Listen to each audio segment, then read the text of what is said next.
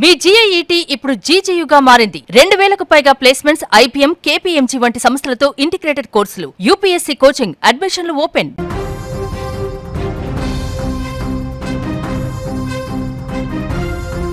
Telangana RTC ప్రయాణికులకు good news. Mahalakshmi పథకం అమలులోకి వచ్చిన తర్వాత బస్సుల్లో ప్రయాణికుల రద్దీ భారీగా పెరగడంతో ఆర్టీసీ కీలక నిర్ణయం తీసుకుంది. ప్రయాణికుల ఇబ్బందులను తగ్గించేందుకు హైదరాబాద్ నగరంలో కొత్తగా 75 మెట్రో డిలక్స్ బస్సులను ప్రవేశపెట్టేందుకు సిద్ధమైంది. దీంతో రద్దీ రూట్లలో అదనపు ట్రిప్పులు అందుబాటులోకి రానుండగా బస్సుల కోసం ఎక్కువసేపు వేచి చూడవలసిన అవసరం తగ్గనుంది. ప్రయాణికులకు మెరుగైన సీటింగ్ సౌకర్యం కల్పించడమే లక్ష్యంగా ఈ నిర్ణయం తీసుకున్నట్లుగా ఆర్టీసీ అధికారులు తెలిపారు. తెలంగాణలో మహాలక్ష్మి పథకం అమలులోకి వచ్చిన తర్వాత ఆర్టీసీ బస్సుల్లో ప్రయాణికుల రద్దీ భారీగా పెరిగింది. ముఖ్యంగా మహిళలకు ఉచిత బస్సు ప్రయాణం అందుబాటులోకి రావడంతో ప్రతిరోజు 1,00,000 మంది ఈ సౌకర్యాన్ని వినియోగించుకుంటున్నారు. అయితే ఈ పథకం వల్ల ఒకవైపు మహిళలకు ప్రయోజనం కలిగితే మరోవైపు సాధారణ ప్రయాణికులు, ముఖ్యంగా పురుషులు తీవ్ర ఇబ్బందులు ఎదుర్కొంటున్న పరిస్థితి ఏర్పడింది. రద్దీ సమయాలలో బస్సులలో నిలబడ్డానికే చోటు లేకపోవడం, చాలాసార్లు బస్సులు ఆపకుండానే వెళ్ళిపోవడం, సీట్లు దొరకకపోవడం వంటి సమస్యలపైన ప్రయాణికుల నుంచి పెద్ద ఎత్తున ఫిర్యాదులు వస్తున్నాయి. ఈ పరిస్థితిని గుర్తించిన తెలంగాణ ఆర్టీసీ కీలక నిర్ణయం తీసుకుంది. ప్రయాణికుల రద్దీని తగ్గించేందుకు కొత్తగా 75 మెట్రో డిలక్స్ బస్సులను అందుబాటులోకి తీసుకురావాలని నిర్ణయించింది.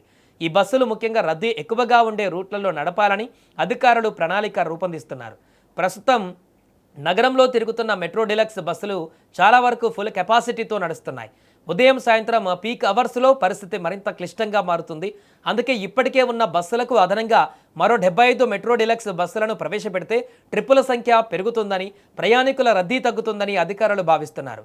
కొత్త బస్సులు అందుబాటులోకి వస్తే బస్సుల కోసం ఎక్కువసేపు వెయిట్ చేయవలసిన అవసరం తగ్గుతుంది. అలాగే ప్రయాణికులకు సీట్లు దొరికే అవకాశం కూడా పెరుగుతాయి. మహాలక్ష్మి పథకం అమలులోకి వచ్చిన తర్వాత మహిళా ప్రయాణికుల సంఖ్య భారీగా పెరిగింది.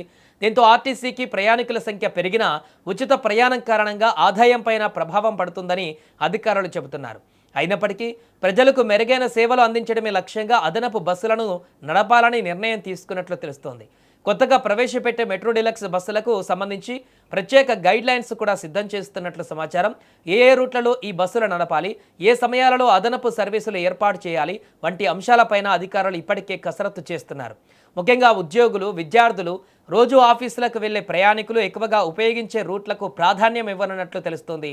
ఈ నిర్ణయం అమల్లోకి వస్తే రద్దీ సమయంలో బస్సులలో తోపులాటలు తగ్గడంతో పాటు ప్రయాణం మరింత సౌకర్యవంతంగా మారే అవకాశం ఉంది. అంతేకాదు ప్రస్తుతం బస్సుల్లో నిలబడి ప్రయాణించే వారి సంఖ్య కూడా గణనీయంగా తగ్గుతోందని అధికారులు అంచనా వేస్తున్నారు.